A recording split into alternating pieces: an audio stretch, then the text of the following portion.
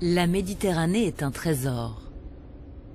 Mare Nostrum, notre mer, que le monde entier rêve de découvrir un jour. La Méditerranée, c'est 1% de la totalité des océans dans le monde, mais c'est 10% de ce qu'on appelle la biodiversité marine. La Méditerranée est en danger et la principale menace, c'est nous. Nous qui sommes toujours plus nombreux à nous bousculer sur ses rives. La Méditerranée est une mer fermée, c'est-à-dire que la moindre catastrophe écologique, ça dure pas 15 ans, ça dure 100 ans, 200 ans, 500 ans. Une mer d'une richesse exceptionnelle dont tout le monde veut sa part. Certains voient même en elle un nouvel Eldorado. C'est une richesse qui attire le monde entier, qui attire des activités économiques de plus en plus nombreuses, et en même temps, personne n'en prend soin. Pression démographique, tourisme de masse, bétonnage, pollution. La Méditerranée est sous tension. Jusqu'à présent, j'ai jamais vu un cas où l'intérêt écologique l'a emporté sur l'intérêt économique. Il y a absolument urgence à arrêter cette fuite en avant parce que tous les indicateurs sont au rouge. Cette année encore, de nouveaux records vont être battus. La Méditerranée est au bord du burn-out. Voyage le temps d'un été, la saison de tous les dangers.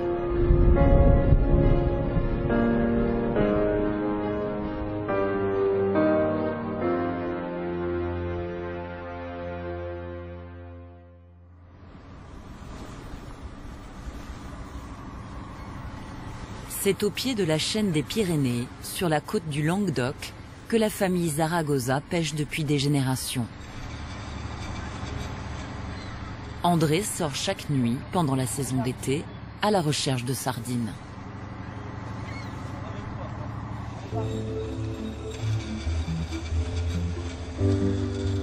Il est l'un des derniers en France à utiliser la technique du lamparo, cette barque qui illumine le fond pour attirer le poisson.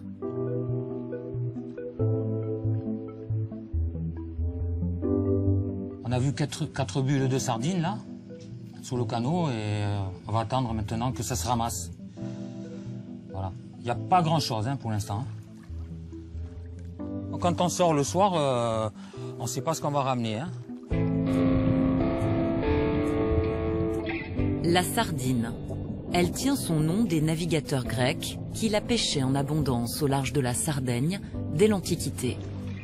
Cela fait 2000 ans qu'elle est l'emblème de la Méditerranée et de sa cuisine.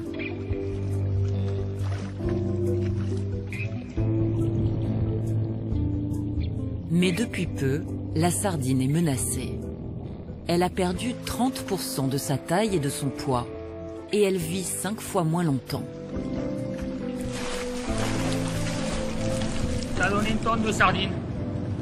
Parfois c'est pas super, mais c'est mieux que rien, on va dire. C'est quand même la petite journée. Pour nous pêcheurs, le problème actuel, c'est la taille du poisson. On est passé de 30 au kilo à 65 au kilo en l'espace de 10-15 ans. C'est étrange. Les scientifiques connaissent la raison de ce phénomène. Le plancton dont se nourrit la sardine s'appauvrit, victime de la pollution et du réchauffement climatique. La Méditerranée est malade. Et ces maux sont nombreux. Le tourisme est l'un d'entre eux. L'été, les vacanciers s'entassent sur les côtes catalanes, d'où la sardine disparaît.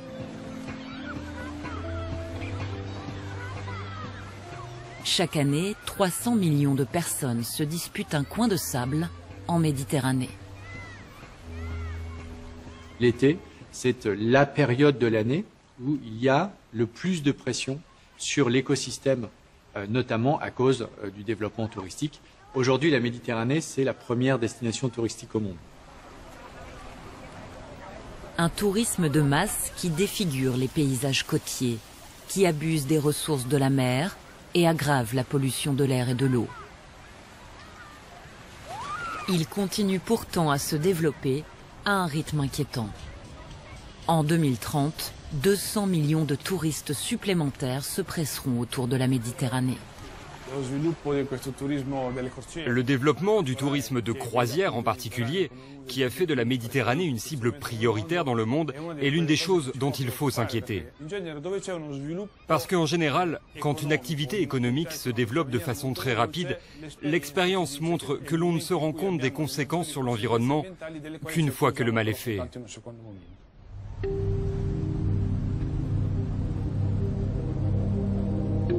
Le nombre de passagers de croisière a été multiplié par 4,5 ces 20 dernières années. Cet été, les ports de Méditerranée vont recevoir 27 millions de visiteurs, s'ajoutant à ceux qui envahissent déjà les côtes. Les croisières se sont démocratisées et les croisiéristes construisent des navires toujours plus grands pour attirer une clientèle toujours plus large.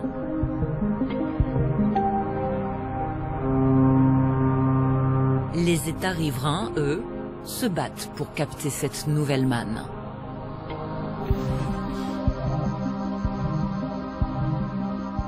Près d'une centaine de ports accueillent des paquebots en Méditerranée. Ils étaient 2 fois moins il y a 10 ans. L'Espagne est le pays qui a misé le plus gros sur la croisière. Elle compte à elle seule 24 ports. Et Barcelone s'est hissée au premier rang en quelques années seulement. Mais c'est Palma de Majorque, la capitale des îles Baléares, qui est la nouvelle favorite des croisiéristes.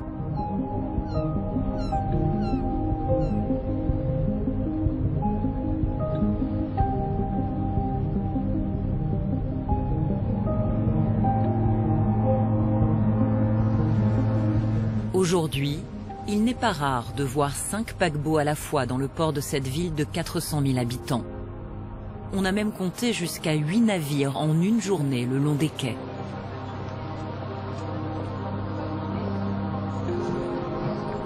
Pendant l'été, une déferlante de passagers envahit le centre historique et s'ajoute au flot des vacanciers, provoquant l'exaspération de la population et des écologistes locaux.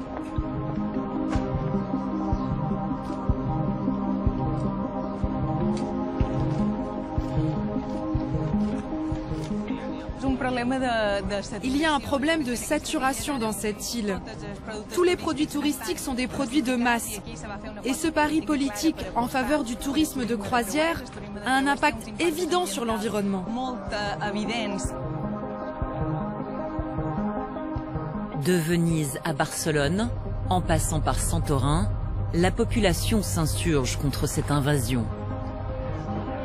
Sous la pression des habitants et de l'UNESCO, le gouvernement italien a fini par interdire le passage des paquebots dans le centre de Venise.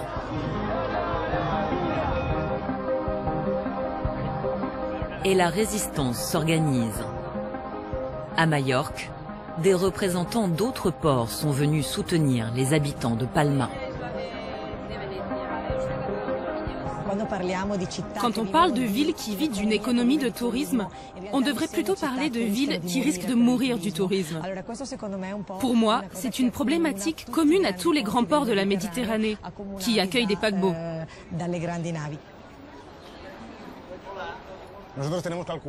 Nous avons calculé qu'un bateau comme celui-là, qui peut contenir 7000 personnes, c'est l'équivalent de la population de mon quartier. Ça veut dire que c'est comme si mon quartier tout entier se déplaçait chaque jour d'une ville à une autre, avec tout ce que ça suppose. La consommation, les déchets, l'impact sur les villes, tout cela est surdimensionné. Ça n'a pas de sens.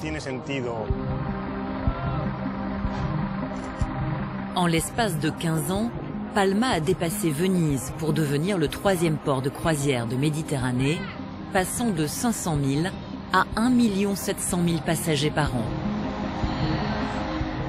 Le bras armé de cette conversion à marche forcée, c'est Juan Gual de Torrella, le président de l'autorité portuaire des Baléares, l'organisme public qui gère les ports de l'archipel.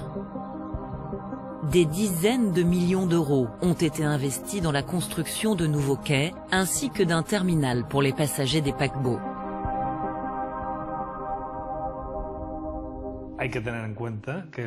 Il faut comprendre que les croisières sont un produit touristique en pleine croissance. Un produit d'avenir qui n'a pas encore atteint son niveau de maturité en Méditerranée. Notre stratégie, c'est d'appuyer le développement des croisières. C'est pour ça qu'on a investi et qu'on assigne chaque année des subventions à cette activité, pour pouvoir attirer les compagnies de croisière. Cette stratégie s'inscrit dans une politique globale de l'État espagnol. Depuis 2013, elle porte même un nom, un label, Tapis Bleu, un programme sur mesure destiné à attirer les compagnies de croisière en Espagne. Visiting Spain begins with its ports. Modern and competitive, they welcome cruise ship passengers with the very best in port services.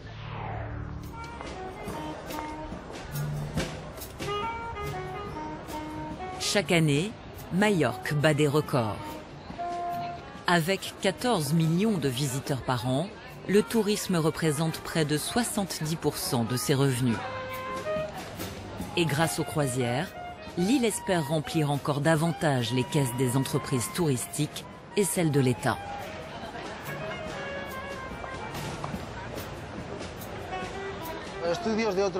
Les études réalisées dans d'autres ports disent que les passagers des croisières pouvaient dépenser jusqu'à 80 ou 90 euros par jour.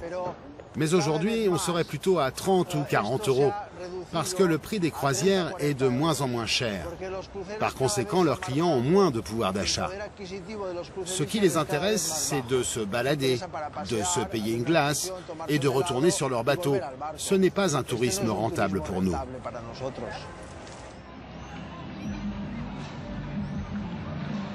Avec 600 escales de bateaux l'an passé, les croisiéristes n'en finissent pas de célébrer le bon accueil que leur réservent les autorités. Symbole de ce partenariat fructueux, une compagnie allemande a choisi Palma pour fêter l'inauguration de son nouveau paquebot géant, mais en tenant les journalistes à distance. Il est vrai que le monde de la croisière n'a plus bonne presse. Les paquebots consomment trop d'énergie fossile, en particulier du fioul lourd, et sont une source importante de pollution atmosphérique.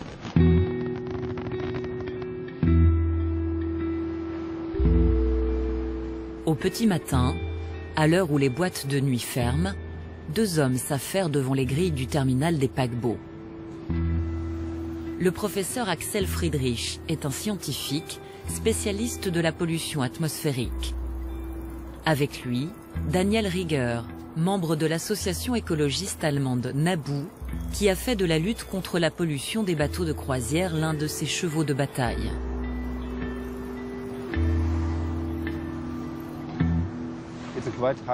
Il y a un niveau assez élevé de pollution, malgré le fait qu'il y a beaucoup de vent ce matin. On a 5 Beaufort, et pourtant, on trouve 30 000 particules par centimètre cube, ce qui est énorme. Normalement, sans ces paquebots, on trouverait au maximum 1000 à 1500 particules. Donc il ne vaut mieux pas rester ici trop longtemps. Axel Friedrich est l'ennemi juré des pollueurs. Il a révélé le scandale du Dieselgate dans l'industrie automobile. Mais pour lui, les paquebots sont beaucoup plus dangereux que les voitures. 50 000, 60 000, 80 000. Les chiffres montent. Ça indique qu'un bateau arrive. 100 000. On peut le sentir, c'est clair. On est au bon endroit. Si je peux le sentir, c'est qu'on est au moins à 30 000. Ce sont de toutes petites particules qui pénètrent les poumons, passent à travers les tissus et peuvent provoquer des maladies du cœur, des crises cardiaques.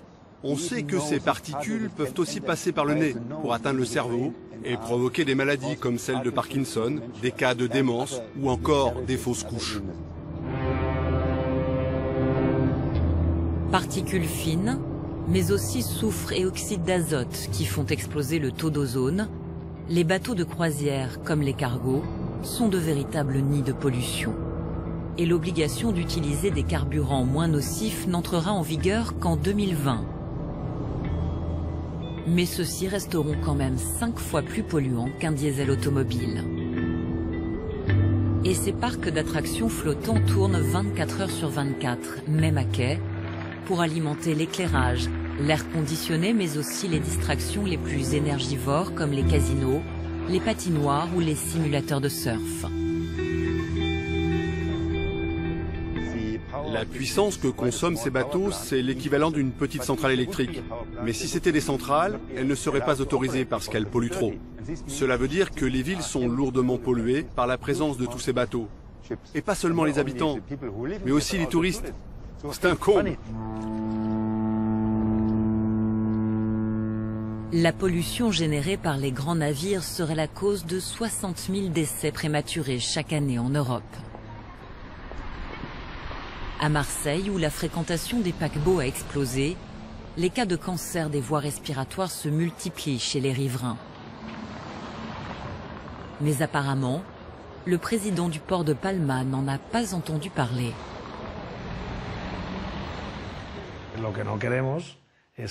Nous ne croyons pas que les paquebots soient une source de pollution. Mais j'ai vu des études qui disent qu'à Marseille ou à Barcelone, il y a de la pollution atmosphérique. Je ne les ai pas vues. En tout cas, pas à Palma. Oui, parce qu'elle n'existe pas. À Palma, nous sommes en train de poser des capteurs un peu partout. Et à partir de là, on parlera sur la base de données. On ne parlera pas avec des approximations ou sous le coup de l'émotion. La logique pour nous, ça aurait été que cette étude soit faite avant de tout miser de façon aussi radicale sur l'augmentation du tourisme de croisière. Ce n'est pas normal d'évaluer un problème une fois qu'il est là pour savoir si on en veut ou pas. Les résultats de l'étude, annoncés pour l'automne 2017, n'ont toujours pas été publiés. Les croisiéristes mettent en avant leurs efforts pour rendre les bateaux moins polluants, comme le remplacement à terme du fioul par du gaz liquide, la mise en place de filtres pour limiter l'émission de particules ou l'installation de branchements électriques sur les quais.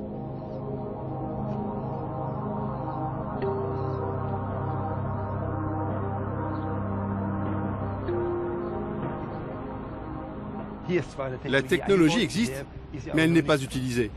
Il y a un énorme travail de lobbying de ces compagnies et de leurs syndicats pour empêcher que les mesures nécessaires soient votées, alors qu'ils prétendent tout faire pour préserver l'environnement. Mais si l'on regarde de près, ils n'ont changé que des petites choses.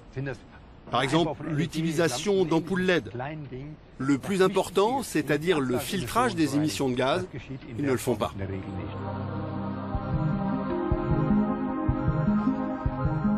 Sur le port, les affaires continuent. Les travaux ont repris, avec comme ambition d'accueillir les plus gros paquebots du monde. Plus de 350 mètres de long.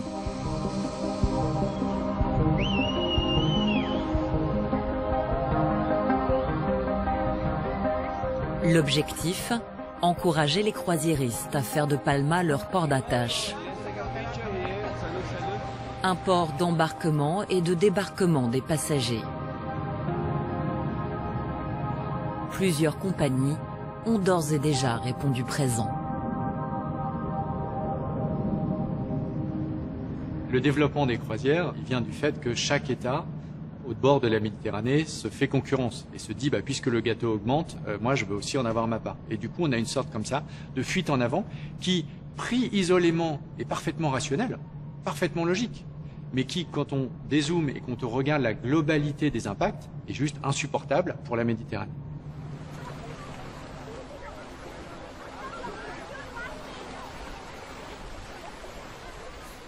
On ne peut pas continuer avec une fréquentation touristique qui augmente, qui augmente, qui augmente. Les sites ne le permettent pas.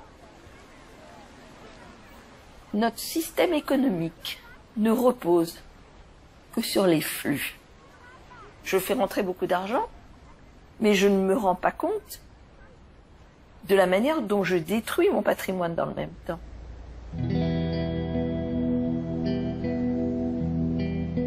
Le littoral de la Méditerranée a pourtant subi de nombreux outrages ces dernières décennies.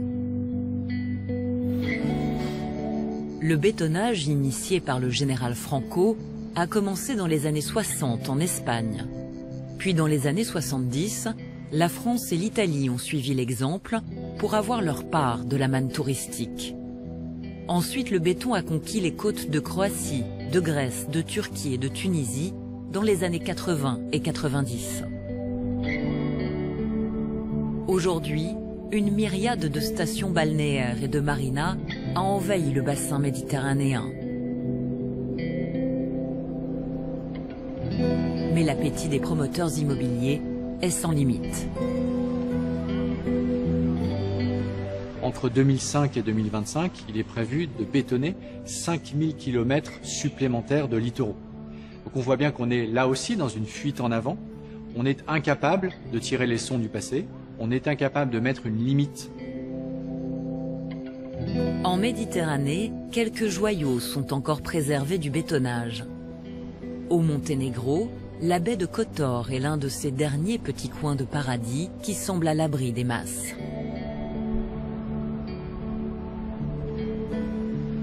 Ce site majestueux, le seul fjord de Méditerranée, est classé au patrimoine mondial de l'humanité par l'UNESCO.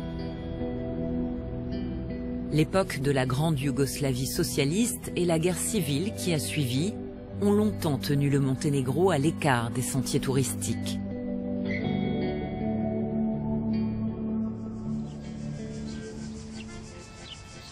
Dans ce pays de 620 000 habitants, indépendant depuis 2006, on a parfois l'impression d'admirer la Méditerranée d'autrefois.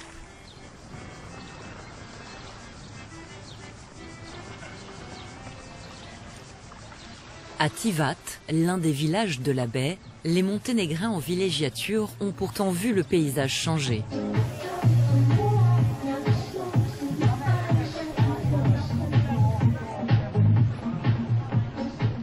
Un projet immobilier de luxe, la marina de Porto Monténégro, est sorti de terre en quelques années. Elle peut accueillir les plus gros yachts du monde.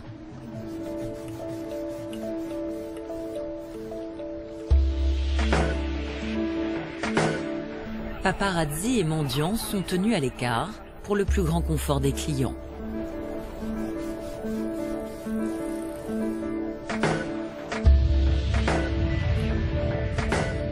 Inaugurée en 2010, la marina est le nouveau rendez-vous des ultra-riches en Méditerranée, rivalisant avec Cannes, Marbella ou Porto de Cervo.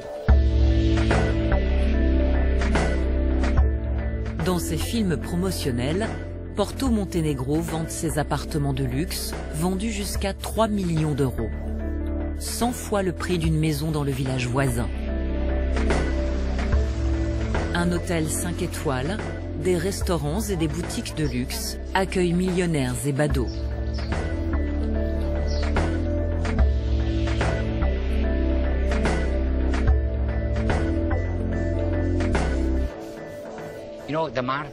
Le marché croît d'année en année. Le Monténégro est en train de devenir comme Monte-Carlo. En tant que galeriste, je me dois d'être présent dans un endroit comme Porto Monténégro. C'est maintenant une destination de luxe très connue dans cette partie de l'Europe.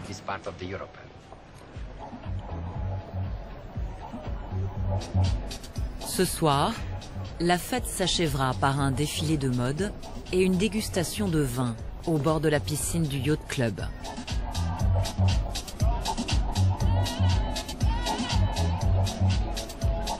Comme si les dernières pépites de la Méditerranée étaient désormais réservées à quelques privilégiés.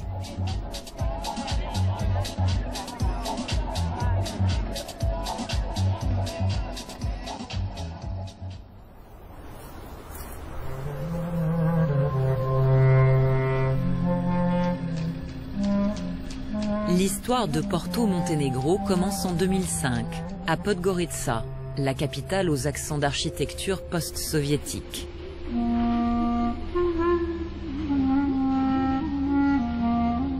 Sur ce pays en marche vers l'indépendance, règne un cacique du communisme à la yougoslave, Milo Djukanovic.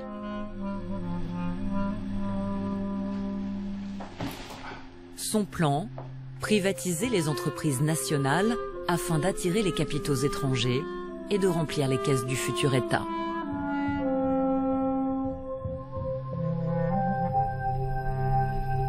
C'est alors qu'arrive Peter Munk, un milliardaire canadien fan de yachting qui a fait fortune dans les mines d'or.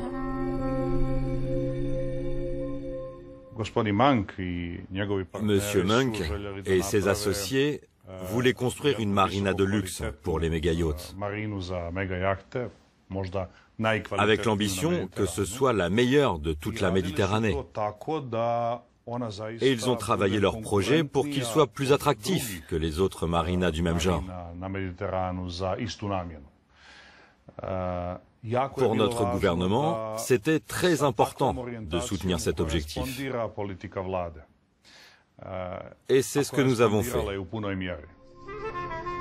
Munk et ses associés, le français Bernard Arnault et l'anglais Lord Jacob Rothschild, jettent leur dévolu sur le vieil arsenal militaire de Tivat, un site qui emploie 1200 personnes, la quasi-totalité de la population active de la ville.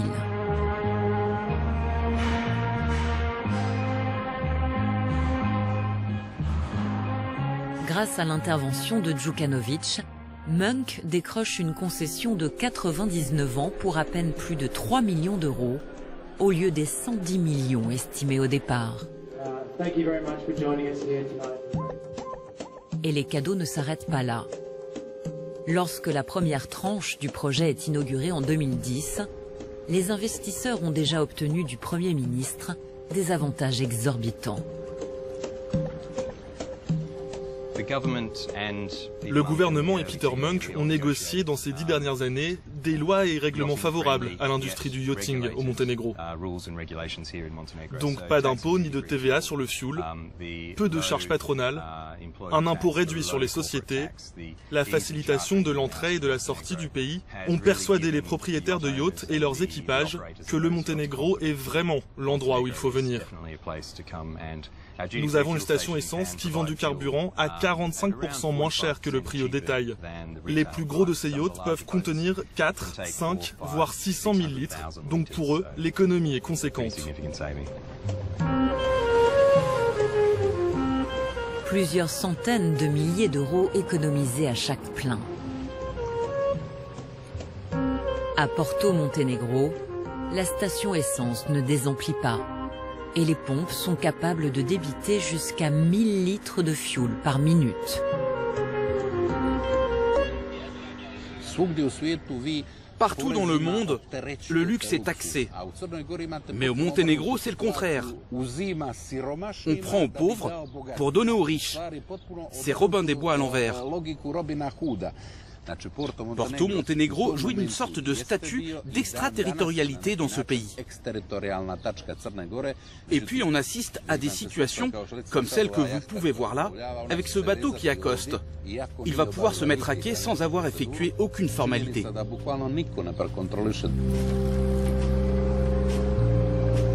À Tivat, le prix des terrains et des loyers a augmenté, profitant à quelques-uns. Mais pour les autres, comme ces anciens employés de l'arsenal, licenciés à sa fermeture, les retombées ne sont pas à la hauteur des promesses.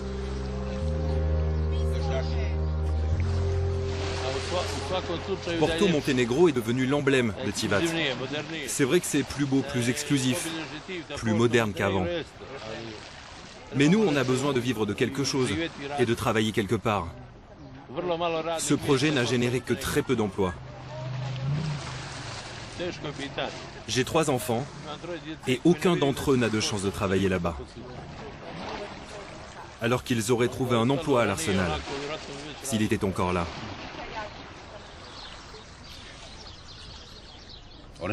Ils avaient promis 5000 emplois. Au bout de 10 ans, on en a environ 1000. Et ce sont des emplois précaires. Presque personne n'a de contrat permanent. Les gens d'ici sont employés comme marins, femmes de ménage, serveurs, c'est-à-dire des jobs plutôt peu qualifiés et mal payés. Dans son contrat en 2006, Peter Munk promettait également de dépolluer entièrement le site de l'ancien arsenal. Le gouvernement avait même brandi cet engagement pour justifier le choix de l'homme d'affaires canadien. Le nettoyage n'a jamais eu lieu. Il y a toujours 9000 tonnes de sédiments pollués par des métaux lourds au fond de la marina. Et cela a été confirmé par des analyses récentes. Peter Munk a revendu Porto Montenegro en 2016 au fonds souverain de Dubaï. Le montant du contrat, tenu secret, est estimé à plus de 200 millions d'euros. Une belle affaire pour le milliardaire.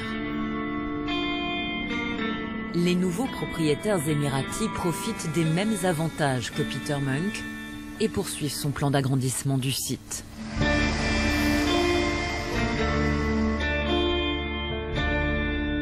Pour l'ONG MANS, qui lutte contre la corruption et le crime organisé, la revente de Porto Montenegro à Dubaï porte la marque de Milo Djukanovic, qui après 30 ans à la tête du pays, a cédé son poste de Premier ministre en 2016. Mais il est toujours président du parti au pouvoir. Il serait stupide de croire qu'après 30 ans de pouvoir, il n'est pas le maître incontesté de tout ce qui se passe au Monténégro. Et nous savons également que sa famille est sérieusement impliquée dans ces contrats de privatisation, à commencer par son frère, qui est propriétaire d'une banque qui a fourni des prêts, non seulement à des investisseurs, mais aussi à des mafieux. Il y a aussi sa sœur, qui est avocate, et dont le cabinet représente la plupart des investisseurs étrangers.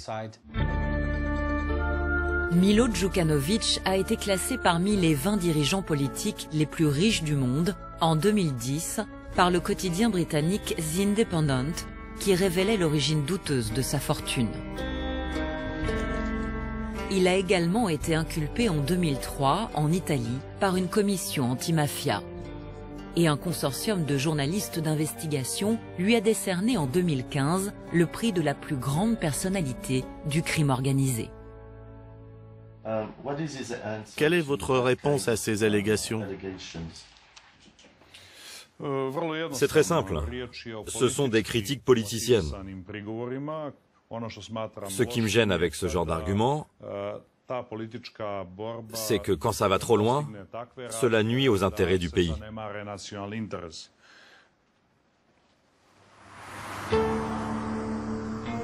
Aujourd'hui, Djukanovic et ses successeurs misent tout sur le tourisme de luxe et ils continueraient d'en tirer certains avantages.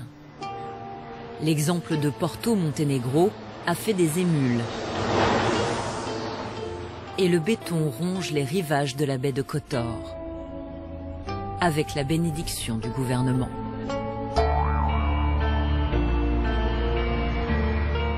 En pleine construction, le projet le plus colossal s'appelle Porto Novi, financé par d'obscurs investisseurs originaires d'Azerbaïdjan.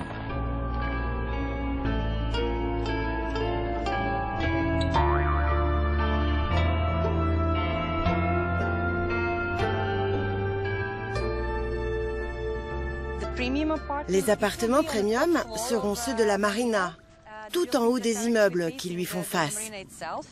Ce seront les appartements les plus luxueux, avec piscine privée sur la terrasse, des produits d'exception. Et leur prix moyen sera de 8 millions d'euros.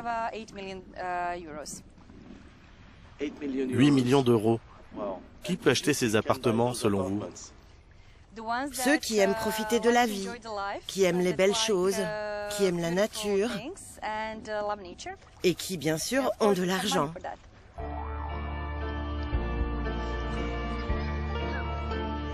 Pour les rares opposants qui ont le courage de critiquer le clan au pouvoir, le Monténégro est en train de sacrifier les derniers joyaux de son littoral.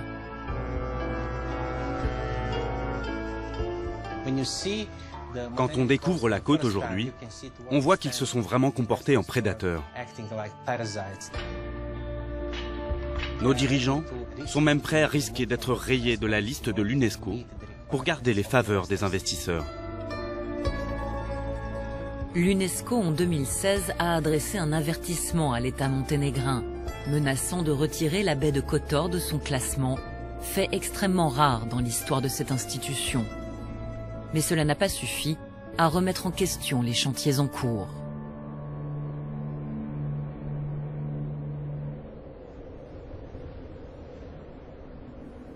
Au fond, c'était un des mythes fondateurs de la Méditerranée, une nature exceptionnelle qui est là et qui est accessible à tous. Aujourd'hui, c'est de moins en moins vrai. Non seulement cette nature elle est de moins en moins là, mais en plus elle est de moins en moins accessible à tous. Si les dernières côtes vierges sont accaparées par quelques grandes fortunes, la mer, elle, est convoitée par tous. Les géants du pétrole et du gaz voient en la Méditerranée leur futur Eldorado. Et les compagnies de transport maritime l'ont déjà investi. 90% du commerce mondial transite aujourd'hui par les océans. Le trafic de cargo a quadruplé ces 25 dernières années. Et la Méditerranée, point de passage entre l'Asie et l'Europe, a pris plus que sa part dans l'explosion du fret. Aujourd'hui, un tiers du commerce international maritime passe en Méditerranée. Donc vous imaginez le trafic incessant. On a créé des autoroutes de 10 voies pour les porte-conteneurs qui viennent d'Asie. Et c'est ça qui, aujourd'hui, est une des menaces supplémentaires qui pèsent sur la Méditerranée. 120 000 cargos transitent chaque année par la Méditerranée. Avec le doublement de la capacité du canal de Suez en 2016, le trafic va encore augmenter de 4% par an. Les cargos polluent l'air, comme les paquebots, et leur multiplication bouleverse les écosystèmes marins.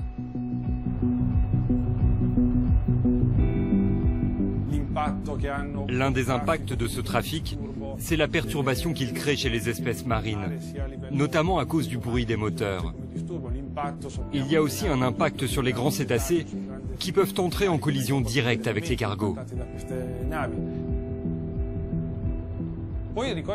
Et il faut également prendre en compte le rôle de ces grands navires dans l'introduction d'espèces invasives, c'est-à-dire des espèces étrangères à la Méditerranée qui s'y introduisent via le canal de Suez, dans les ballasts des cargos, et qui menacent l'équilibre des écosystèmes naturels tels que nous les connaissions. Passage obligé entre le détroit de Gibraltar, la mer Noire, le canal de Suez et le port du Pirée, la mer Égée est au cœur d'un trafic commercial particulièrement intense. Les cargos doivent slalomer entre des milliers d'îles et d'îlots. Pendant la saison d'été, le trafic explose dans les îles grecques. Aux ferries chargés de touristes qui sillonnent la mer Égée s'ajoutent les bateaux de plaisance. Et bien sûr, les cargos, dont 20% transportent des matières dangereuses ou polluantes. Chaque jour, ils naviguent par centaines. Et pourtant, ici comme dans le reste de la Méditerranée, il n'existe aucune régulation du trafic.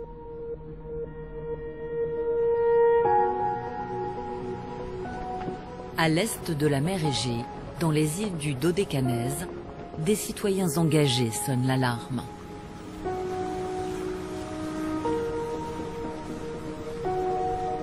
Anastasia Miliou dirige Archipelagos, une ONG basée sur l'île de Samos, qui étudie et protège la biodiversité des îles grecques. Régulièrement, elle recense avec ses étudiants les populations de mammifères marins. Cette zone est très importante pour les dauphins. Dans cet endroit en particulier, on trouve les derniers spécimens en Méditerranée de ce qu'on appelle les dauphins communs.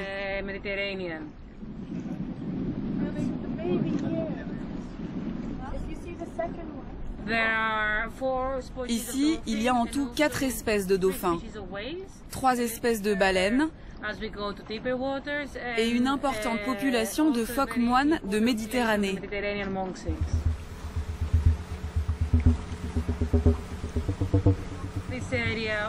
Cette zone, où il existe une grande biodiversité, est aussi celle où il y a un grand risque d'accident maritime, à cause du trafic très dense qu'on observe par ici.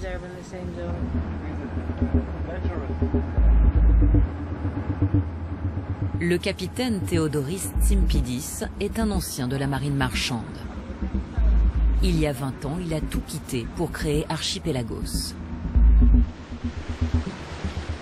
Il nous emmène vers l'ouest, dans un détroit qu'affectionnent les cargos qui remontent vers la mer Noire, une zone à haut risque.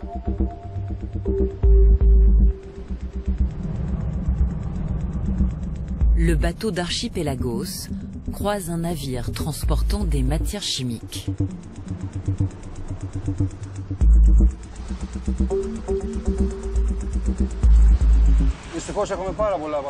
Malheureusement, il y a de plus en plus de ces bateaux qui passent par là. Et ici, précisément, les conditions sont vraiment mauvaises, 60 à 70% du temps. Tellement mauvaises que même si on avait tout le matériel nécessaire, on aurait du mal à gérer un accident. Pour moi, depuis 18 ans que je vis ici, c'est un cauchemar. Littéralement, c'est notre cauchemar. Tsimpidis a navigué sur tous les océans. Il sait mieux que personne à quel point la mer Égée est dangereuse, non seulement à cause de ses milliers d'îles, mais aussi de la météo capricieuse et des vents puissants qui y soufflent toute l'année. Pourtant, jusqu'à présent, seule l'approche des ports du Pirée et de Thessalonique fait l'objet d'une régulation du trafic. Regardez cette image. C'est le trafic en temps réel. Tous les bateaux qu'on voit ici sont en mouvement. Ceux en vert sont des cargos, donc des cargaisons sèches ou des containers. Et en rouge, ceux qui voyagent par centaines en ce moment même et qui transportent du pétrole ou des dérivés du pétrole. Il y a aussi un autre type de cargaison, les cargaisons dangereuses, et celles-ci ne sont pas spécifiées. On ne sait même pas quel bateau les transporte. Ils vont dans toutes les directions, alors qu'ils devraient être sur des trajectoires maritimes précises et séparées en fonction de leur direction. Mais comme on voit ici, ils vont où bon leur semble. C'est le chaos total. Résultat, cette zone concentre à elle seule la moitié des accidents maritimes. Ces dernières années, on en dénombre des dizaines, plus ou moins graves. Une quinzaine rien que l'an passé.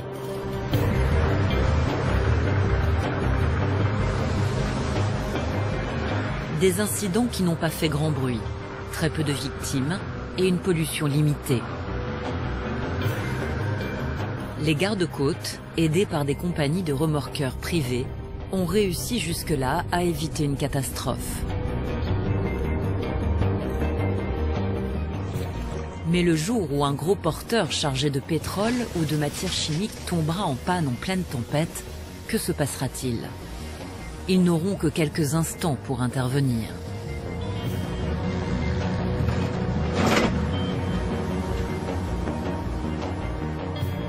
En 2011, un cargo chargé d'engrais chimiques a coulé au large de Samos. Aujourd'hui, les gardes-côtes n'ont que ces deux vedettes pour faire face à un naufrage.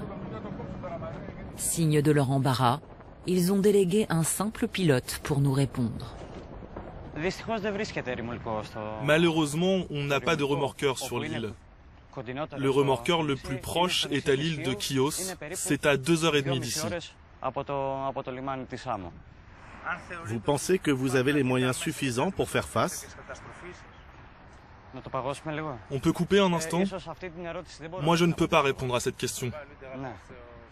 Il vaudrait mieux que vous posiez la question à mon chef.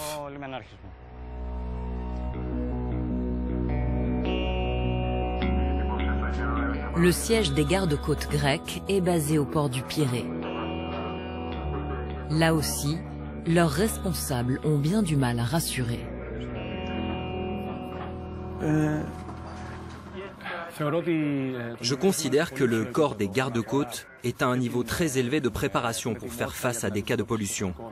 Tous les 2 ans, chaque autorité portuaire participe à des exercices pour vérifier sa capacité d'intervention. Après, si les conditions sont extrêmes, il est probable qu'une intervention d'urgence soit impossible.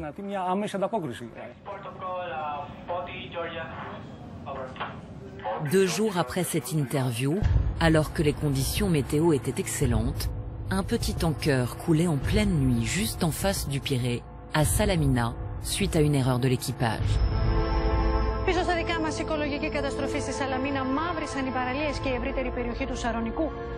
Dès l'annonce du naufrage, le capitaine Simpidis se précipite sur place.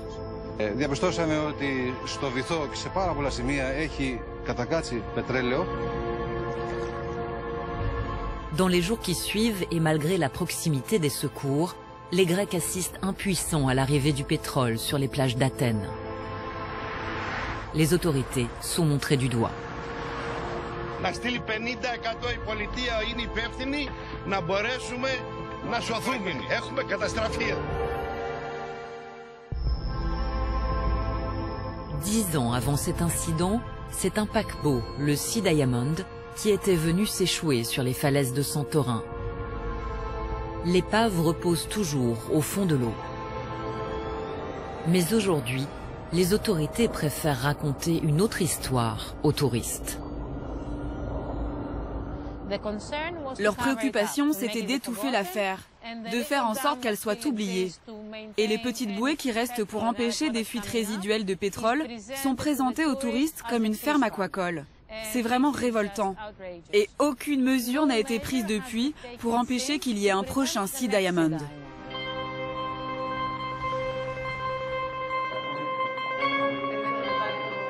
Depuis 1936, 50 ministres se sont succédés à la tête du ministère de la Marine. L'actuel fait partie du gouvernement de gauche radical, dirigé par Alexis Tsipras. Mais c'est un pur produit du système politique grec. Je pense que la sécurité de nos ports et de toute la zone est la meilleure que nous puissions avoir. Mais je reconnais qu'il y a peut-être eu des retards, des faiblesses ou des lacunes. Nous sommes déterminés à améliorer tout ça. Et en même temps, nous pensons que la croissance du transport maritime sur nos mers est une bonne opportunité pour la croissance de l'économie grecque. Beaucoup de pays dans le monde ont mis en place des mécanismes très efficaces. Nous avons fait plusieurs propositions dans ce sens et ce ne serait pas si compliqué ni cher à réaliser. Une des solutions serait d'obtenir le statut de zone maritime particulièrement vulnérable. Ça voudrait dire une zone considérée comme particulièrement sécurisée? Non, ça voudrait plutôt dire une zone particulièrement vulnérable du point de vue de la sécurité.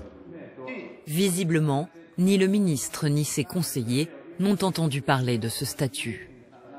On pourrait leur proposer d'envoyer une réponse plus tard, non? Oui, mais je ne suis même pas au courant qu'un tel sujet existe. Honnêtement, je ne comprends pas la question. Le statut de zone maritime particulièrement vulnérable a été créé par l'Organisation maritime internationale. Il en existe déjà une quinzaine dans le monde, de la mer Baltique à la Grande Barrière de Corail en Australie. Ce statut permet de protéger un littoral contre les nuisances du trafic commercial, de préserver la faune et la flore, mais aussi la pêche traditionnelle, les sites archéologiques et les zones touristiques. Il existe 7 critères pour l'obtenir. La mer Égée les remplit tous. Encore faudrait-il que le gouvernement grec en fasse la demande.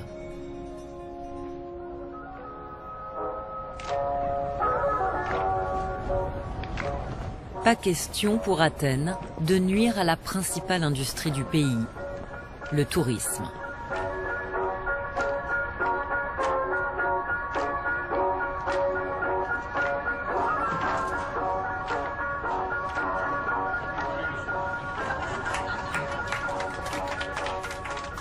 Vous n'avez pas peur qu'une catastrophe arrive ici? Rien ne changera.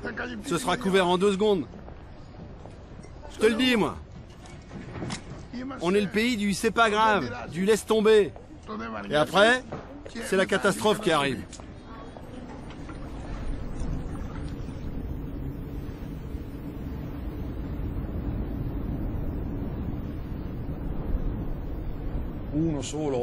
Un seul accident, même minime, peut avoir des conséquences très graves.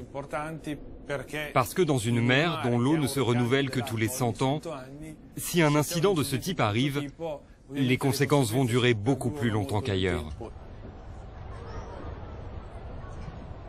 Il faut bien comprendre qu'on a un système économique dans lequel on ne compte jamais la perte de notre patrimoine collectif. Imaginez un instant que l'on valorise la totalité du patrimoine méditerranéen. Qu'ensuite, on compte le coût porté à ce patrimoine par toute destruction. Je suis pas sûre qu'on aurait la même vision de la vie. L'urgence à protéger la Méditerranée est d'autant plus grande que ses côtes sont surpeuplées. 150 millions de personnes vivent sur ces rives, la moitié de la population des pays du bassin. Et on y dénombre déjà 20 villes de plus d'1 million d'habitants.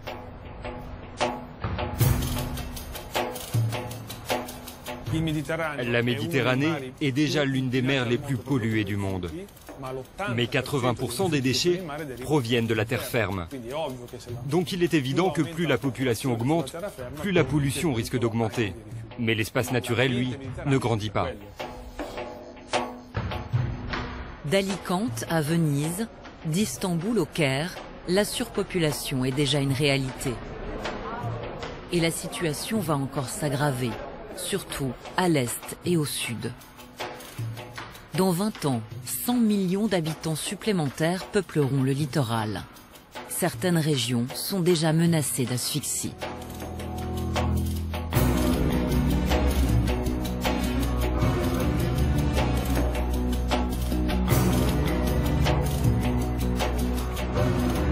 Le Liban, pays de 6 millions d'habitants, à peine plus grand qu'un département français, l'une des plus fortes densités de population au monde.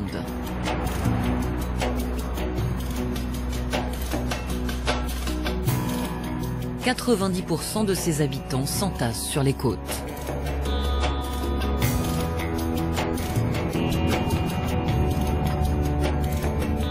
Sami Chami, pêcheur à Tripoli, la deuxième ville du pays, ne décolère pas contre cette montagne de déchets qui trône entre le centre-ville et la mer. Derrière, c'est la décharge. C'est plein d'ordures. Il y a beaucoup de déchets et de mauvaises odeurs. Et dans la rivière, juste à côté, ils jettent beaucoup d'ordures aussi. Ils ne les enterrent pas. Du coup, elles finissent dans la mer. Des fois, quand il y a du vent, tu ne peux même plus sortir tes filets de l'eau tellement ils sont remplis de déchets. La mer est enterrée sous les déchets.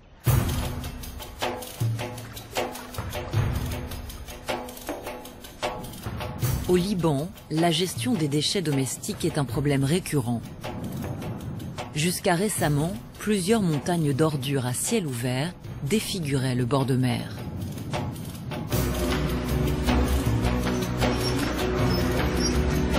Celle de Saïda, au sud du pays, était devenue une verrue et un désastre écologique, avant d'être fermée sous la pression de l'opinion publique.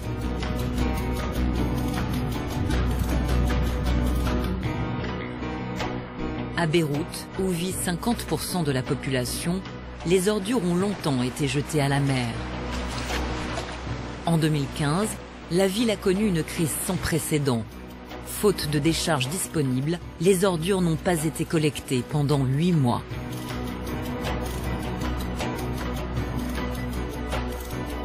Claude Jabre est l'un des fondateurs du mouvement citoyen Vous puez, lancé au moment de la crise des déchets. Si vous regardez ici, vous voyez le tuyau dans la mer, ce sont des eaux usées qui ne sont pas traitées. Et on voit les gens qui pêchent et des gens même qui nagent dans cette eau. tous les déchets et les eaux usées, ça passe directement dans la Méditerranée.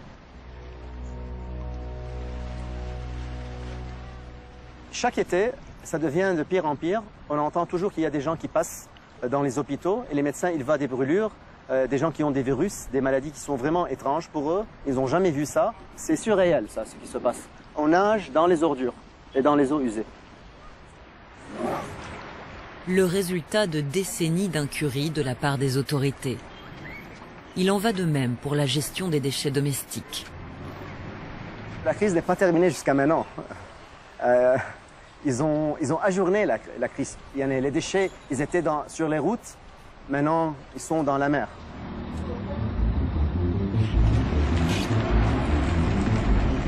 La solution trouvée par le gouvernement libanais, c'est d'enfouir les 750 tonnes de déchets que produit Beyrouth chaque jour dans des remblais construits sur la mer.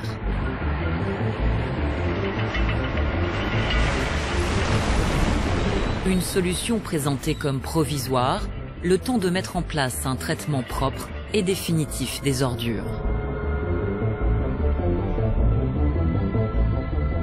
L'un des sites désignés est cette ancienne décharge, fermée depuis 20 ans. Cette vieille montagne de déchets faisait partie du paysage.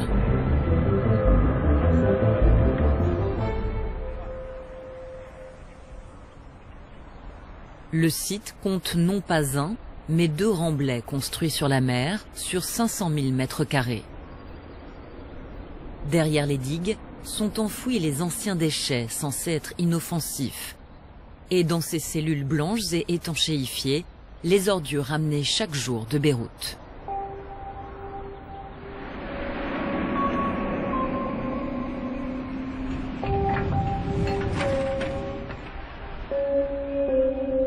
Entre les remblais d'ordures, des pipelines de pétrole et des canalisations qui rejettent les eaux usées.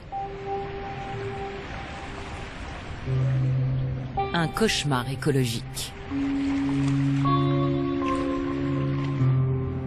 Aucun des ministres en charge du dossier n'a souhaité nous rencontrer. Pourtant, des opposants de tous bords dénoncent des atteintes graves à l'environnement. Hassan Bazi est avocat. Il a déposé une vingtaine de plaintes contre l'État et les entreprises qui gèrent les déchets. Il demande la fermeture du chantier. Les contrats prévoyaient un tri des déchets et aussi que seules les ordures qui ne sont pas contaminées par des produits chimiques pouvaient être enfouies. Mais ce qui s'est passé, c'est qu'au début, les entrepreneurs ont jeté les déchets directement dans la mer, sans tri et sans respecter le contrat qu'ils ont signé. Ils ont commencé à enfouir directement dans la mer toutes sortes de déchets organiques, médicaux, avec des produits chimiques et polluants comme le mercure. Coincé entre les silos de pétrole et la décharge, le petit port de Dora voit s'activer les camions du chantier.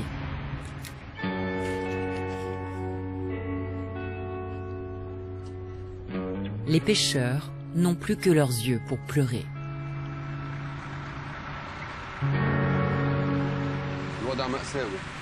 La situation est dramatique, vraiment dramatique. Il n'y a rien, pas de poissons. Il y a des déchets dans la mer. Cette pollution, il n'y en avait pas avant. C'est eux qui ont pollué la mer. C'est sûr que maintenant, avec la pollution, il n'y a presque plus de poissons. Car le poisson ne vient pas là où c'est pollué. Quand ils font ces remblais, ils anéantissent l'habitat des poissons, là où ils pondent leurs œufs, parce qu'ils pondent leurs œufs près de la côte. Donc quand ils déchargent les poubelles sur la côte, les poissons n'ont plus de foyer pour pondre.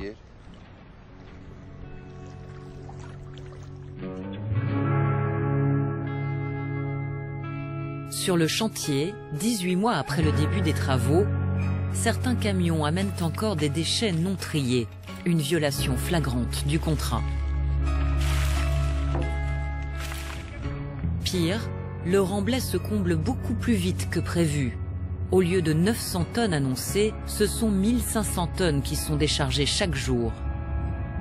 À ce rythme, la décharge, qui devait fonctionner 4 ans, sera bientôt saturée. Le maire de Beyrouth promet de mettre en place un tri à la source, des usines de recyclage et un incinérateur, d'ici 3 ans, si tout va bien. En attendant, une nouvelle crise des déchets se profile. C'est un problème dont nous sommes tous conscients. Donc, il nous faut imaginer une nouvelle solution temporaire. On peut en savoir plus? Nous considérons toutes les options. Vous pouvez nous en dire plus? Ce serait prématuré de vous révéler des détails sur le plan, parce que ce n'est pas encore un plan. On n'a pas confiance dans cette classe politique, même au maire de Beyrouth. Moi, je sais que le ciel, il est bleu, mais si le maire, il me dit le ciel, il est bleu, j'ai pas confiance. On est arrivé à ce bout, il n'y a pas de confiance. Et à chaque fois, ils passent à la télé, ils disent on a des solutions, et on sait que c'est une solution pour gagner plus de temps. Et ça n'a rien à voir avec l'écologie ou quelque chose de durable ou économique ou écologique.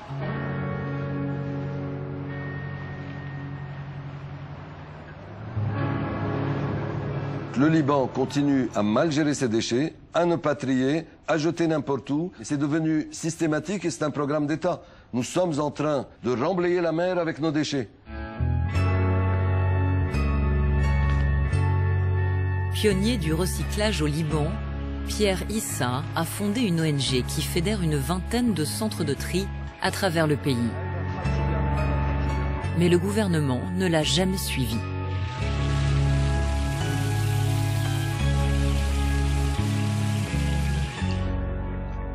Pourquoi ils ne veulent pas changer?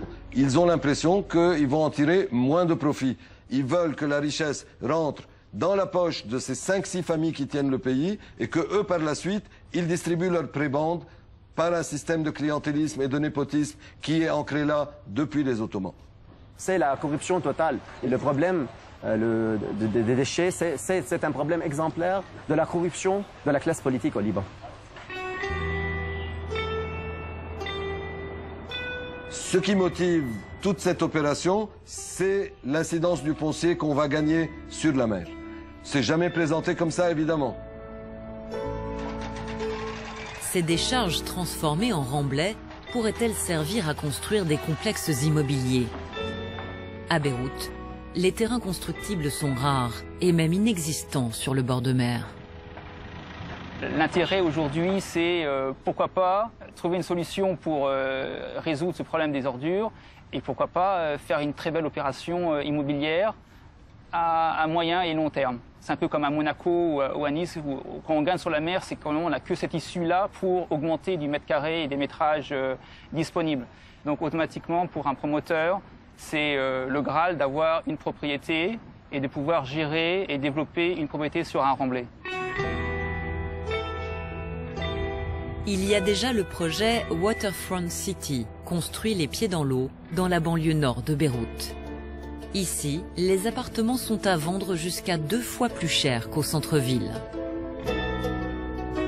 Mais il y a surtout le projet Normandie, ce gigantesque terrain gagné sur la mer, devant le centre historique. Sous la surface, les déchets et les débris de Beyrouth, entassés là pendant la guerre civile des années 70 et 80. C'est l'entreprise Solidaire qui a obtenu le contrat en échange de la moitié des 800 000 mètres carrés de terrain remblayé. Elle compte parmi ses actionnaires le Premier ministre du Liban, Saad Hariri. Le maire de Beyrouth fait partie de ses proches. Il a longtemps été l'un des dirigeants de Solidaire avant de prendre la municipalité. Ces terrains aujourd'hui valent selon moi 2,5 milliards de dollars. C'est une bonne chose que l'on construise sur le site de Normandie? Bien sûr, c'est déjà prévu. Pourquoi? Vous avez quelque chose contre le fait de développer Beyrouth? Non, je demande juste si... Nous sommes fiers de ce projet. Nous sommes fiers de Beyrouth et de son développement. Merci. Au revoir. Je crois que vous avez rencontré d'autres personnes avant de venir ici. Non, non, vous êtes la première personne que je rencontre. Thank you. Have a good day. Thank you.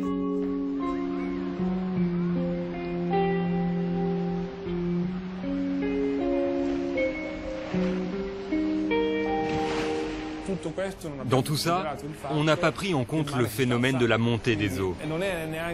Donc ce n'est pas une chose bien intelligente que de concentrer toute la population sur les côtes. Il vaudrait mieux se développer vers l'intérieur plutôt que sur le littoral.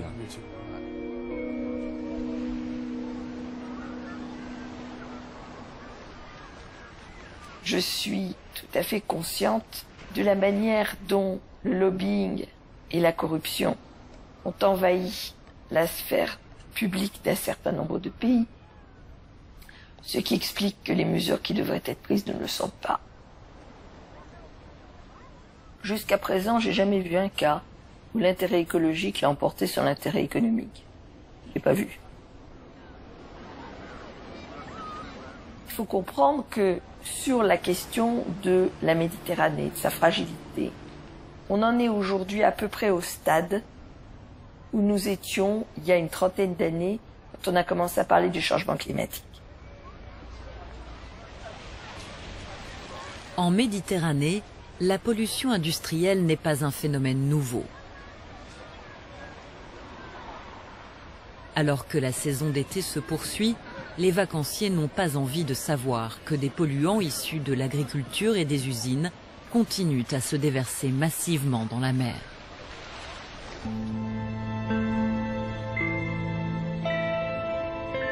De grosses implantations sont présentes sur tout le littoral. En France, l'étang de Berre, situé entre Marseille et la Camargue, est l'un des endroits les plus pollués d'Europe. Raffineries et produits dérivés du pétrole, industries chimiques ou sidérurgiques, toutes ces usines restent actives autour de la Méditerranée, malgré leur mauvaise réputation environnementale. Au nord, les usines vieillissantes sont mieux encadrées, mais les réglementations ne sont pas toujours respectées et les polluants continuent d'affluer par des cours d'eau comme le Rhône ou le Pô en Italie. Au sud, en revanche, la pression écologique s'est beaucoup aggravée avec le développement économique. Les industries polluantes s'y sont relocalisées, comme en Libye, en Algérie et en Tunisie, dégradant un environnement jusque-là préservé. La Tunisie est connue pour son soleil, ses plages et ses oasis. Elle a longtemps été une destination bon marché pour les Européens, avant que les attentats djihadistes ne les éloignent. Mais il y a une réalité que l'on connaît moins.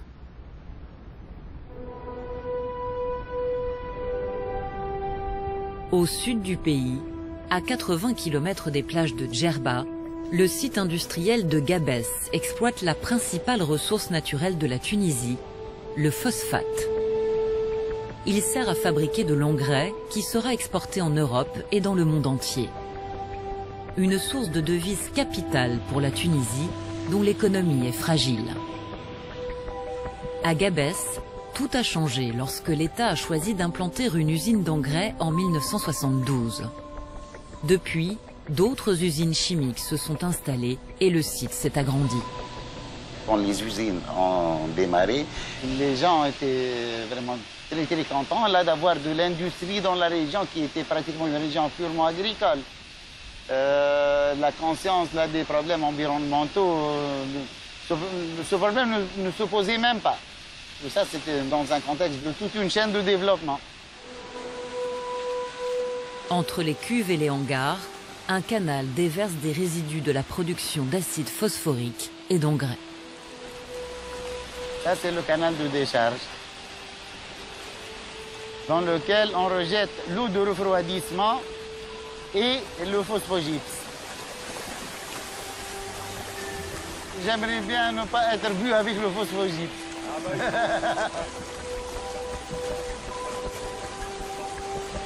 Ça part vers la mer.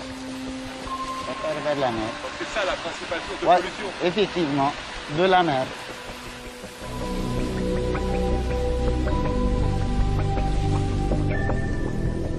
Le phosphogypse est le rebut de l'exploitation du phosphate.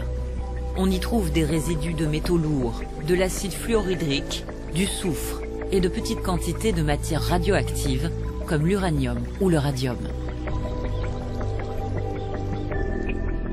Chaque jour, l'usine rejette 6000 tonnes de ce poison dans la mer, sans aucun traitement, via la plage de Chott et Salem. Située entre l'usine et la ville, et bordée par une palmeraie unique sur la côte méditerranéenne, cette plage était un lieu de villégiature jusqu'à ce que la pollution en chasse les habitants. Amin est le fils d'une famille de pêcheurs.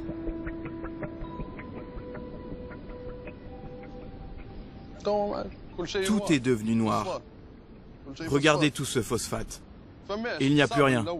Le sable a changé de couleur. Il n'y en a plus. Ici, scientifiquement parlant, on est maintenant 6 mètres plus haut que la surface d'origine de la plage.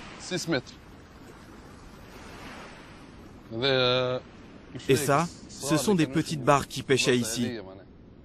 C'était le rêve pour tous les pêcheurs, parce qu'il y avait beaucoup de poissons.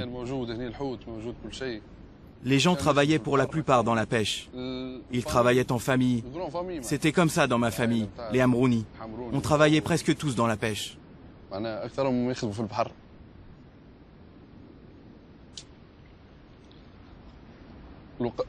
Même petit, j'y allais aussi. Tout le monde y allait à l'époque.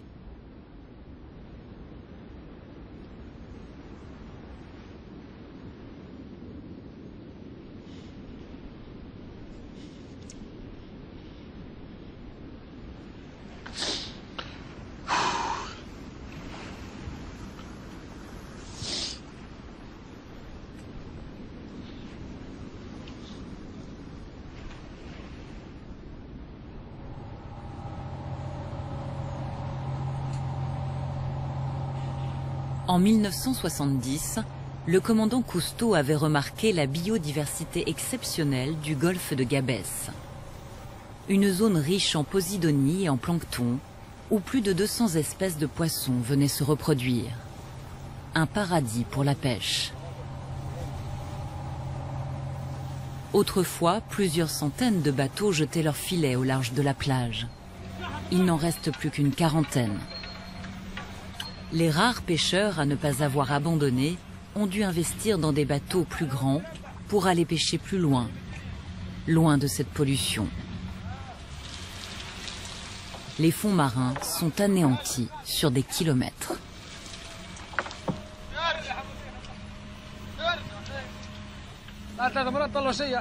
Là, avec ce qu'on a sorti, il y en a à peine pour nous. C'est nous qui allons le manger. Il y en a à peine pour 1 euro.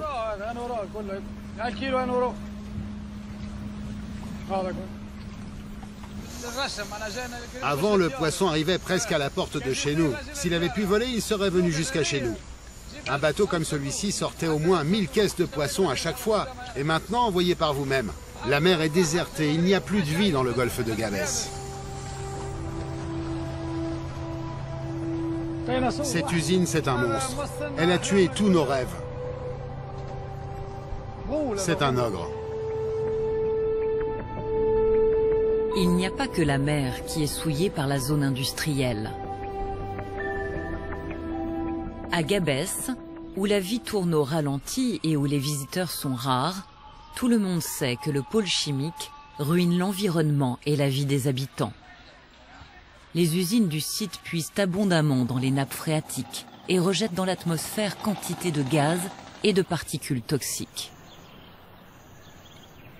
Les palmeraies qui entourent la ville sont en danger et nombre de riverains ont renoncé à cultiver leurs lopins de terre.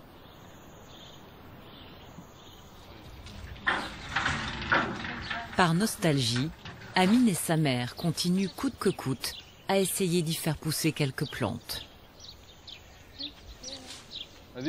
Ici, avant, c'était un endroit magnifique.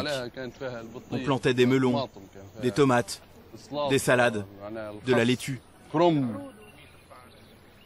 Saber, viens voir la catastrophe. Regarde ce grenadier. On l'a planté nous-mêmes. Et voilà ce qu'il devient. Ce figuier était couvert de feuilles vertes avant. Tout le feuillage est tombé. Les feuilles sont tombées? Oui, regarde-le. Voilà. Tous les ans, cet arbre était couvert de figues. On laboure la terre, on plante et tout, et dès que le vent conduit les gaz vers ici, tout le jardin meurt.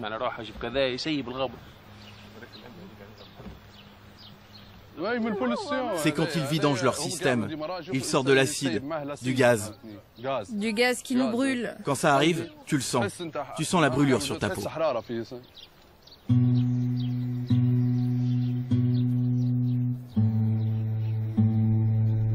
Sous le régime autoritaire du président Ben Ali, le sujet était tabou.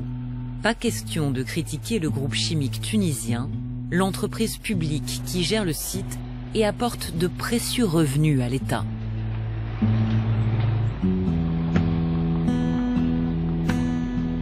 Depuis la révolution de 2011, rien n'a changé et l'usine procède régulièrement à des largages massifs de gaz toxiques, comme le montre cette vidéo amateur.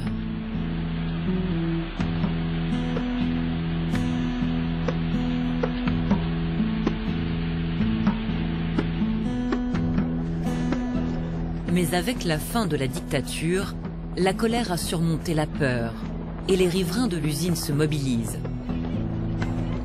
De nombreux collectifs citoyens se sont constitués pour recueillir la parole des victimes et tenter d'obtenir la fermeture immédiate de toutes les unités polluantes du site.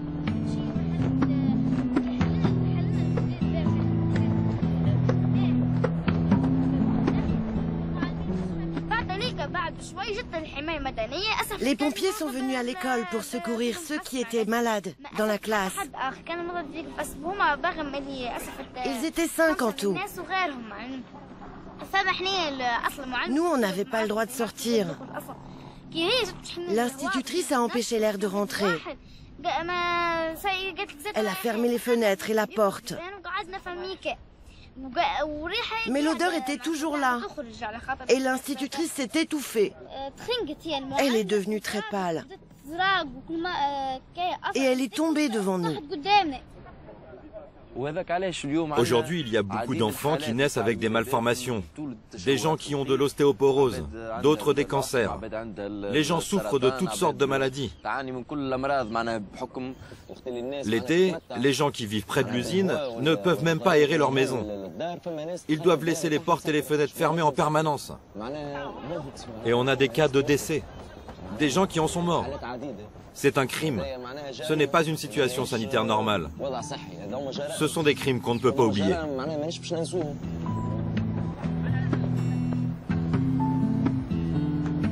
Pour essayer d'acheter la paix sociale, l'État et le groupe chimique distribuent au coup par coup des subventions, des indemnisations et des emplois, tout en refusant de reconnaître leurs responsabilités dans ce drame de santé publique, malgré les cas de maladies graves et de décès. Pour la population, je dis, lorsqu'ils sont touchés par ces maladies, ils peuvent dire n'importe quoi. Et psychiquement, on comprend. Mais sur le plan purement scientifique, rien ne prouve cette relation dialectique entre l'environnement et la santé. Nous allons, oui, peut-être que nous n'avons pas poussé les recherches et les études, on va le faire. Les pouvoirs publics se réfugient derrière l'absence d'études scientifiques, alors que le problème perdure depuis des décennies. De plus, ils empêcheraient la recherche de la vérité en interdisant l'accès des hôpitaux aux curieux.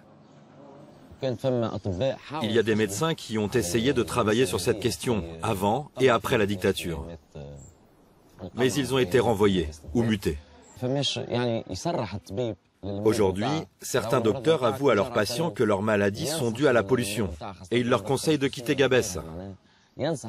Surtout ceux qui souffrent de troubles respiratoires. Mais ils refusent de délivrer des certificats qui prouveraient le lien avec la pollution.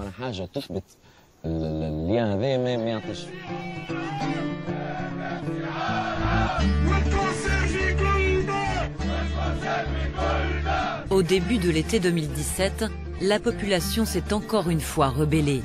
Les manifestations ont duré 2 jours.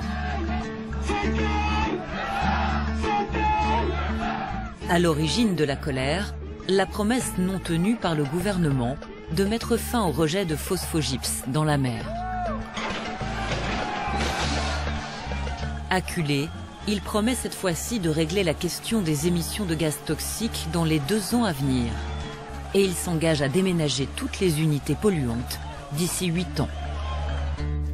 Voilà, c'est très important. Donc, en tout et pour tout, c'est autour de 8 ans et demi. Max. Max. Et c'est un engagement signé par notre chef du gouvernement. Dans peu de temps, le problème va être résolu sur le plan environnemental, sur le plan des pêcheurs, et ils vont partir à la pêche tranquillement, ils vont, Inch'Allah, prendre des poissons juste comme jadis à la plage.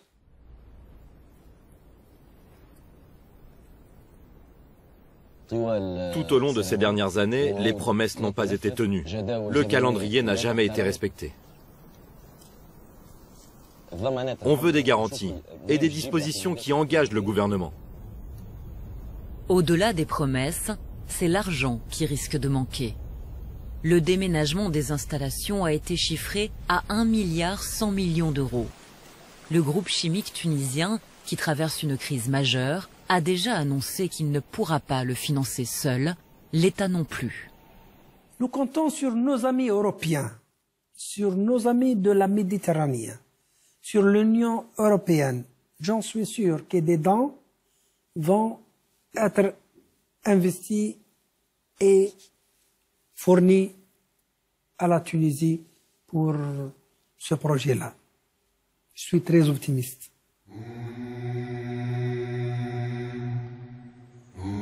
Amin travaille au groupe chimique comme électricien.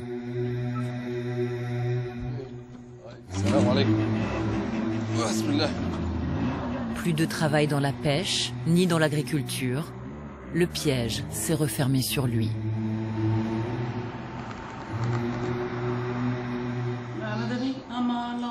Depuis 7 ou 8 mois, sa santé ne va pas bien.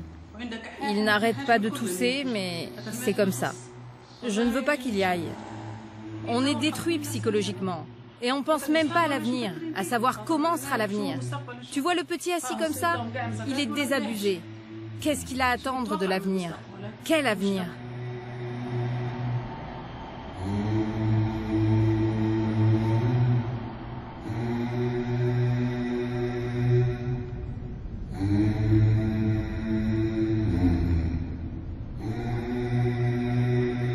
Ce qu'on a montré, c'est qu'en fait, quand on ajoutait l'ensemble des activités économiques qui utilisent la Méditerranée, la pêche bien évidemment, mais aussi le pétrole, le gaz, le tourisme, le trafic maritime et tous les autres, eh bien à la fin, on arrive à une situation où ce capital naturel exceptionnel qu'est la Méditerranée est sérieusement en danger.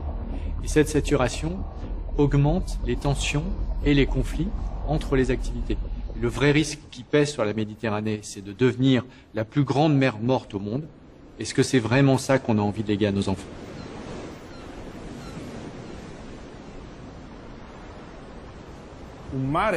Une mer faite uniquement d'eau, mais sans vie sous-marine, ce n'est pas une mer. C'est autre chose. C'est une piscine. On ne peut pas permettre cela, car si la mer meurt, plein d'autres formes de vie meurent avec. Et nous mettons en péril notre propre survie. Si je vous répondais en vous disant, on est à un paroxysme, quelque part je serais optimiste. C'est-à-dire que je vous dirais, on a atteint un palier. C'est une courbe de Gauss, ça va redescendre.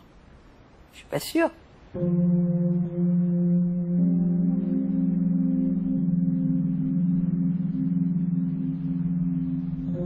C'est un paradoxe qui explique une grande partie de la situation désastreuse dans laquelle on est sur la Méditerranée. C'est que c'est une richesse qui attire le monde entier et en même temps, personne n'en prend soin. Aucune organisation ne pilote l'organisation spatiale de la Méditerranée. Aucune organisation n'a comme responsabilité de la protéger. On est aujourd'hui en train de tuer la poule aux œufs d'or, en quelque sorte.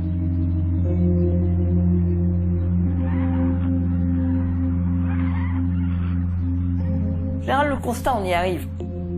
Ensuite, c'est on fait quoi et surtout qui paye. Ce qui manque, c'est une volonté politique extrêmement puissante de s'attaquer aux sujets qui fâchent. Mais vous savez, c'est vrai sur la Méditerranée, comme c'est vrai sur le climat, comme c'est vrai sur les autres sujets. La seule entité qui peut dire arrêtez de vous foutre de nous, c'est la société civile.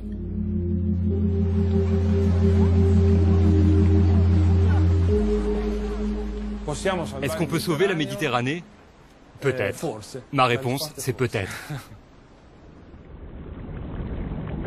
Pour sauver la Méditerranée, il faut commencer par la protéger et prendre soin de ses écosystèmes, dont le plus vital est la Posidonie.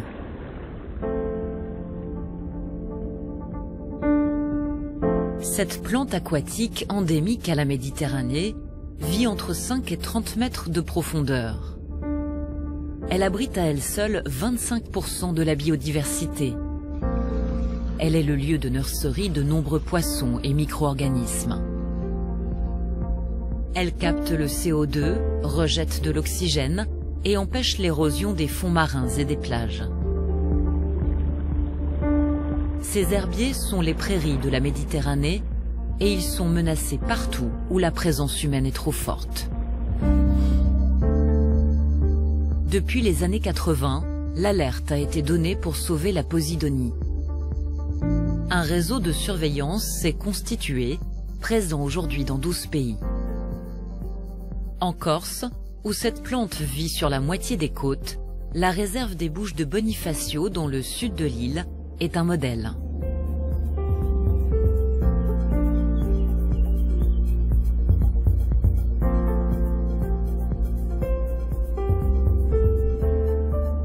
Créée en 1999, cette aire marine protégée n'a cessé de s'agrandir pour couvrir tout le sud de l'île. L'objectif, protéger la faune et la flore et en premier lieu les herbiers de Posidonie, mais sans interdire pour autant la présence de l'homme.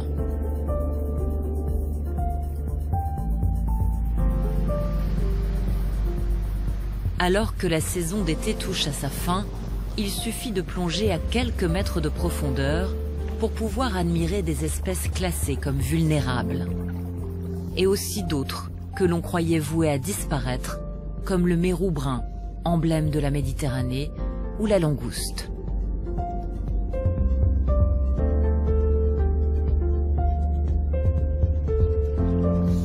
Cette réussite porte un nom, l'effet réserve.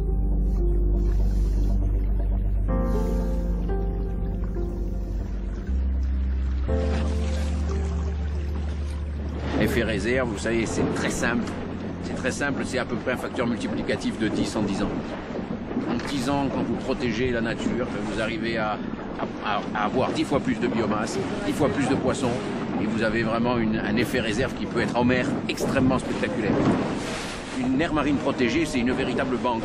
C'est une véritable banque qui produit du poisson, qui produit de la biodiversité, et cette biodiversité va être émise au gré des courants. Pour les poissons, il suffit de protéger les individus reproducteurs pour pouvoir avoir un bénéfice énorme dans les zones adjacentes.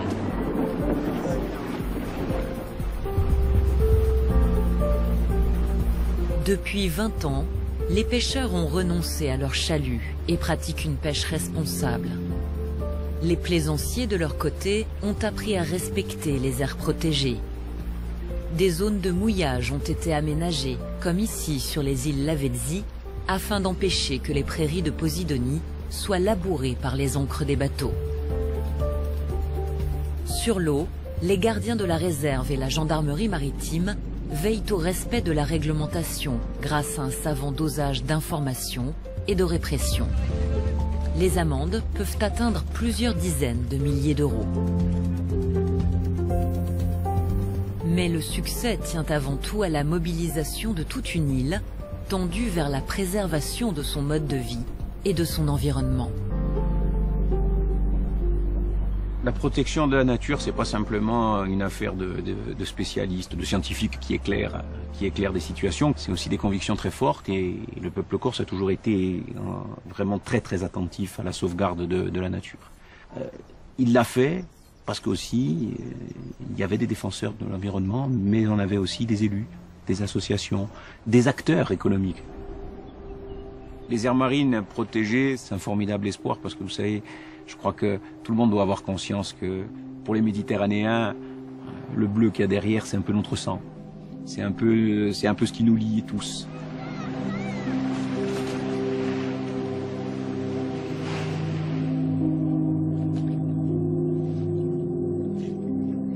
Depuis des siècles, la Méditerranée est le théâtre d'aventures humaines exceptionnelles. Aujourd'hui, pour sauver ce trésor, les peuples qui l'habitent doivent dépasser les égoïsmes nationaux et les intérêts particuliers.